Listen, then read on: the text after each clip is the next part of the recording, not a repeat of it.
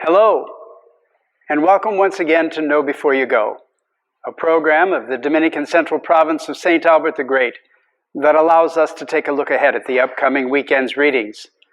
I am Father Jim Marchionda, Provincial of the Chicago Dominicans, and I am happy to be with you as we approach the 24th Sunday of Ordinary Time. I am preaching this weekend from the north part of the island of Puerto Rico, in the city of Bayamon. I am here working for 5 days in Puerto Rico and have brought with me Father Samuel Hakim, the promoter of vocations, whom you've seen at different times on A Word of Hope and Know Before You Go, as well as Father Vincent Davila, who is one of our graduate students at Notre Dame. We are here to work with the friars that are here in Puerto Rico, as well as to begin a formation program and a promotion of vocations here from the island. It's very exciting to be down here, no matter how hot it is and no matter how sticky it becomes. The readings for this weekend are wonderful. As I've said so many times in the past, Ordinary Time brings us to that period where we work out some of the toughest details of what it means to follow Jesus. The first reading today is from the prophet Isaiah. The second is from the letter of James. And the third from the Gospel of Mark. But what underlies all of the readings is the responsorial psalm today, which is a setting of Psalm 116. The response itself is, "I will walk before the Lord in the land of the living." It reminds me of that great old spiritual, "Just a closer walk with thee." Grant it, Jesus, is my plea, daily walking with thee. Let it be, dear Lord, let it be. That's what these readings are all about.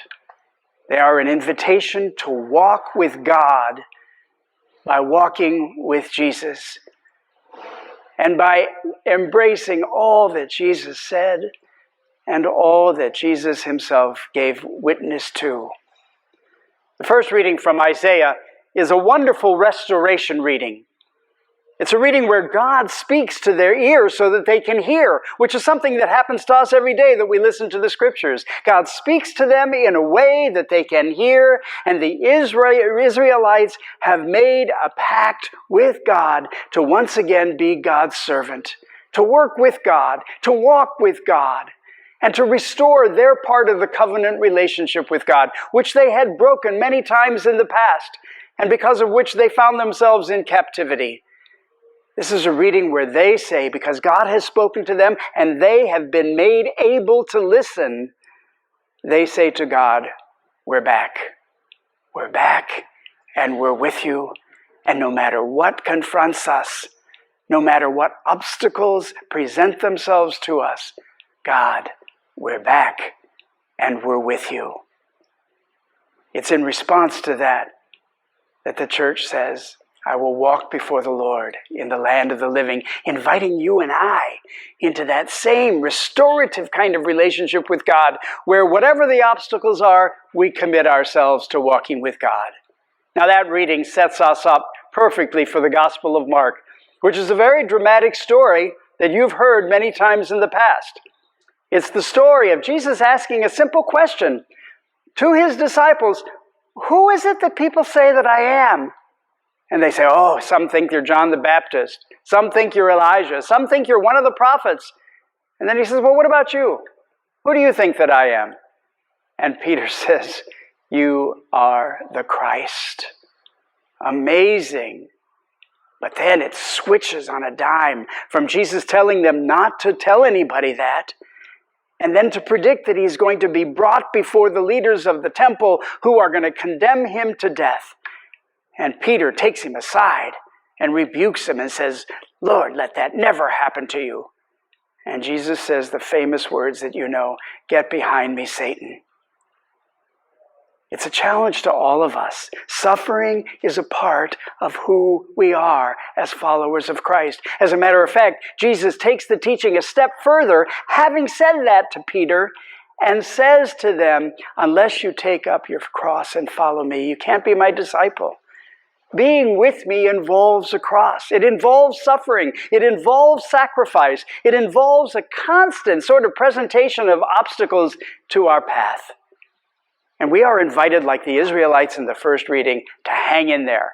No matter the cross, to hang in there, to walk before the Lord in the land of the living. That psalm keeps coming back.